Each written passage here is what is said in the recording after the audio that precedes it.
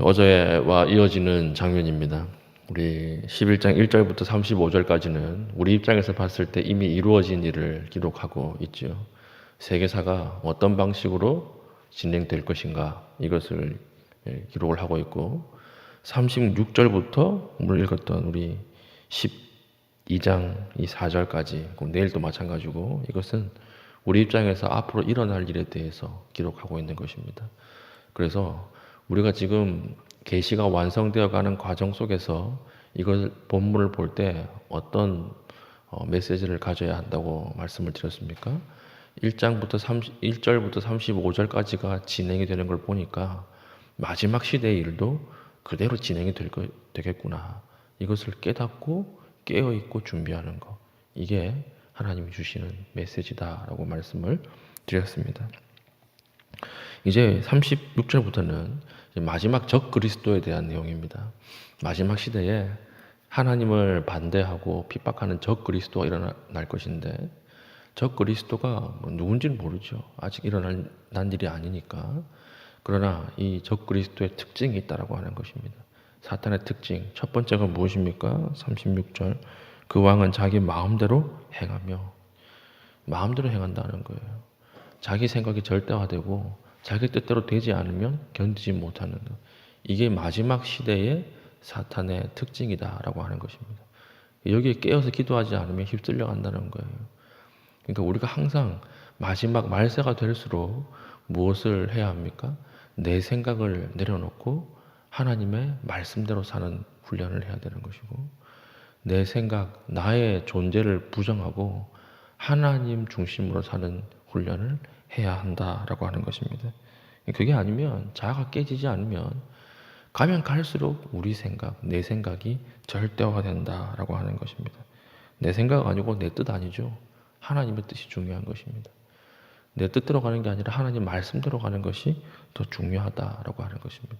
그러니까 오늘 이 시대와 비슷하지 않습니까? 오늘 이 시대에 사람들이 모두 자기 뜻이 절대화되어 있습니다.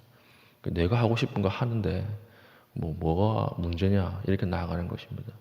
그러니까 동성애 같은 문제 보십시오. 이거 분명히 죄입니다. 이걸 어떻게 죄라고 하지 않을 수 있겠습니까? 동성애자들을 다 모아서 다 죽여야 된다, 이건 아니죠. 그건 아니지만 동성애가 죄냐 아니냐 물어봤을 때 이게 죄예요. 오늘날 이것을 어떻게 보는 거죠? 자유로운 성의 어떤 결정권으로. 이게 무엇입니까? 자기가 좋은 거예요. 자기가 내가 하겠다는데, 내 생각이 맞다는데 누가 나에게 뭐라고 하느냐, 이렇게 나가는 것입니다. 그럼 나중에는 소아 성애자나 아니면 이상한 이런 성관계도 다 인정해야 합니까? 그러지 않죠. 이건 죄예요. 분명히 죄라고 하는 것입니다. 근데 왜 이것을 죄인지 모르느냐? 자기 생각이 절대화되어 있기 때문에 그렇고, 이 마지막 시대에 사탄의 적 그리스도의 특징이다라고 하는 것입니다. 그러니까 우리가 오늘 새벽에 모여서 기도할 때 무엇을 기도해야 합니까? 오늘 내 뜻이 꺾이는 것을 기도해야 되는 거예요. 나의 생각이 꺾이도록 기도해야 하는 것입니다. 내 생각대로 되면 안 되죠. 하나님의 생각대로 돼야 되는 것이고, 내 뜻대로 진행되면 안 되죠. 하나님의 뜻대로 진행이 되어야 한다라고 하는 것입니다.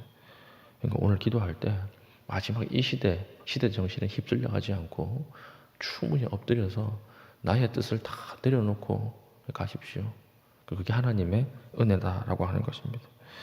그리고 두 번째는 오늘 현대인 마지막 적 그리스도인의 특징이 무엇입니까? 37절, 그가 모든 것보다 스스로 크다 하고, 이게 마지막 시대의 사탄의 특징이라고 하는 거예요. 교만이에요.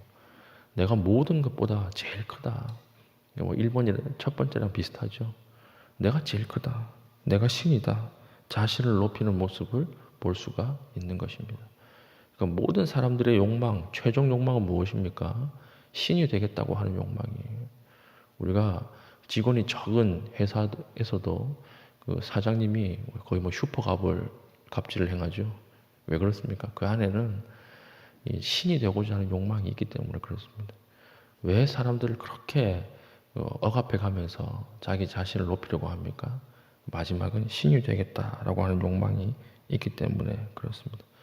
그러니까 마지막 시대에는 적 그리스도가 판을 치면서 이들이 계속해서 자기가 스스로 높아지려고 하는 이 모습이 강화된다라고 하는 것이죠. 그래서 우리가 말씀 앞에서 자아를 죽이고 낮아지고 겸비하는 것, 이게 중요한 것이라고 하는 것입니다. 그러니까 이 마지막 시대에는 우리가 살아가야 할 행동 양식이 두 가지예요. 첫 번째, 낮은 자리에 서 있는 것, 겸손한 것, 이게 중요하다고 하는 것입니다. 낮은 자리에 항상 하나님의 은혜가 임하고 낮은 자리에 있을 때 우리는 하나님을 보게 될 것입니다. 그러니까 마지막 시대 적 그리스도는 계속 높아지려고 하고 마지막 시대에 자기 마음대로 행하려고 하지만 이 시대를 거슬러 간다라고 할 때 은혜 받은 사람은 계속 낮은 마음으로 그리고 겸손한 마음으로 나아가는 모습이 있어야 한다라고 하는 것이죠. 그리고 39절 보면 그는 이방신을 힘입어 크게 견고한 산성들을 점령할 것이요 무릇 그를 안다 하는 자에게는 영광을 더하여 여러 백성을 다스리기도 하며 그에게서 뇌물을 받고 땅을 나눠주기도 하리라. 여기서 이제 이 사람이 누군가 많은 해석들이 있습니다. 이슬람으로 보는 사람도 있고요. 특정한 종교 집단으로 보는 사람도 있는데 특징이 무엇입니까? 39절 보니까 마지막 적 그리스도가 이방신을 힘입어서 크게 이긴다, 커진다라고 하는 거예요. 그래서 이 이방신을 이 영광으로 해서 얻은 힘을 가지고 백성도 다스리고 땅도 주고 이렇게 엄청 크게 보인다라고 하는 거예요. 엄청 크게 보인다. 이게 어떤 세력인가? 그건 특정한 집단을 이야기하는 것은 건강한 해석은 아니라고 생각합니다. 근데 이 특징이 무엇입니까? 분명히 알 수 있는 것은 마지막 시대에는 적 그리스도나 사탄의 세력이 커진다라고 하는 거예요. 절대화되는 거예요. 점점 커지는 것입니다. 그래서 이 사탄의 세력과 이 40절 보면 남방왕이 북방왕과 함께 적 그리스도를 대적하는 모습이 나오죠. 여기에 나오는 남방왕, 북방왕은 앞에 나오는 이 프톨레미 왕조랑 시리아 왕조 아니에요. 다른 왕조예요. 마지막에 일어날 상징적인 왕조예요. 남방왕과 북방왕이 적 그리스도에 대해서 싸우는데 이길 수가 없는 거예요.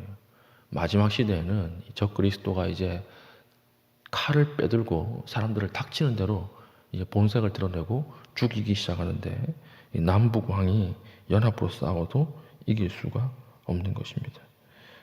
그래서 마지막 시대에는 적 그리스도가 아주 힘을 얻어서 사람들을 다 해하는 것처럼 보이는 거죠.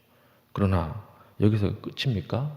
아니에요. 12장 보면 너희 군주 미가엘이 일어날 것이다. 이 때가 다 차면 하나님이 미카엘을 보내서 너희들을 구원할 것이다. 마지막 시대는 마지막에는 내가 이길 것이다. 이것을 다니엘에게 미리 이야기해 주는 내용입니다. 그러므로 오늘 이 11장 전체가 보여주는 메시지가 무엇입니까? 첫 번째는 보이지 않는 세계가 있다라고 하는 거예요.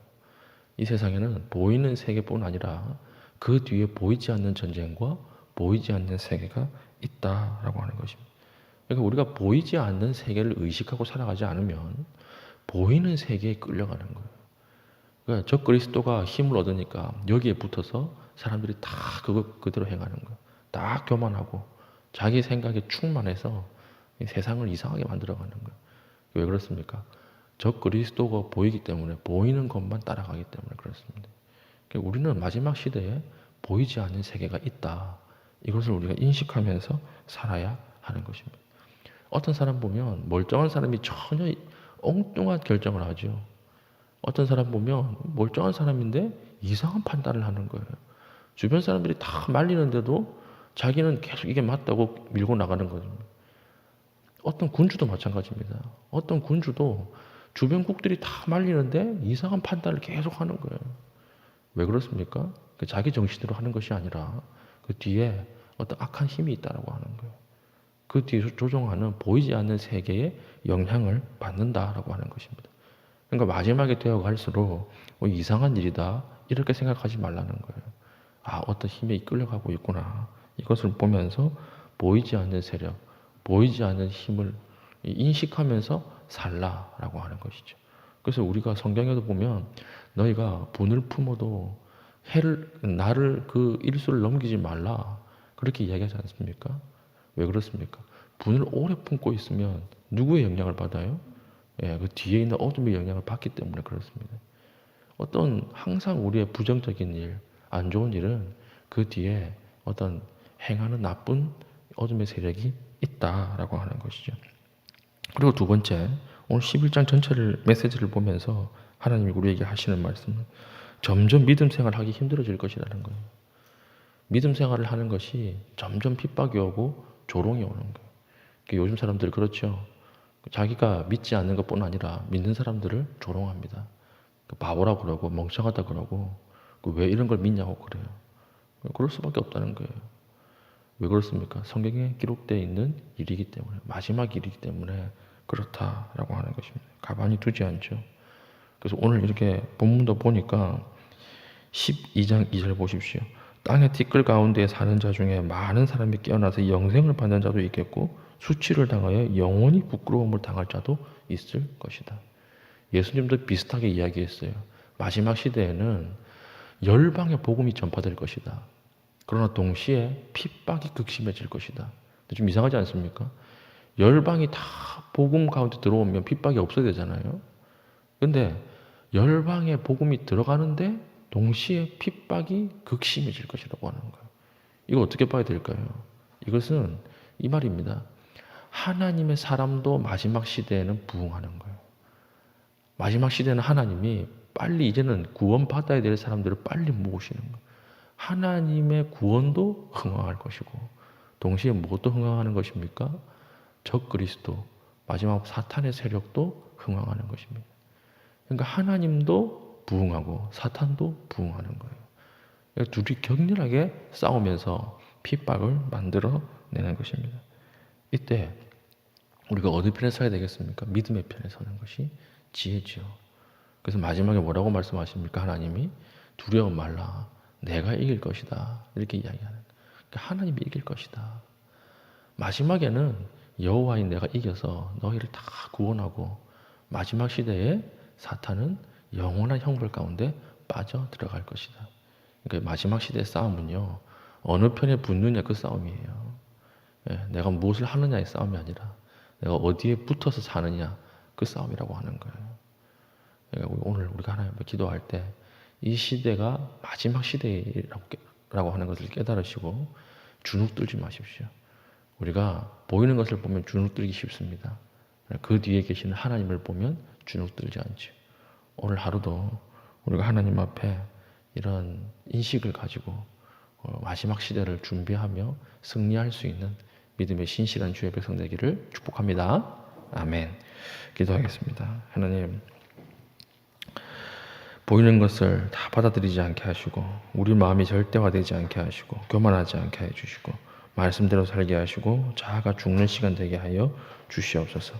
우리 뒤에 하나님이 계십니다. 이 하나님을 바라보며 오늘 하루도 하나님 보이는 세상에 끌려가지 않도록 은혜 베풀어 주시옵소서. 기도하신 이후에 개인적인 기도의 제목을 가지고 기도하시고 자유롭게 돌아가시겠습니다.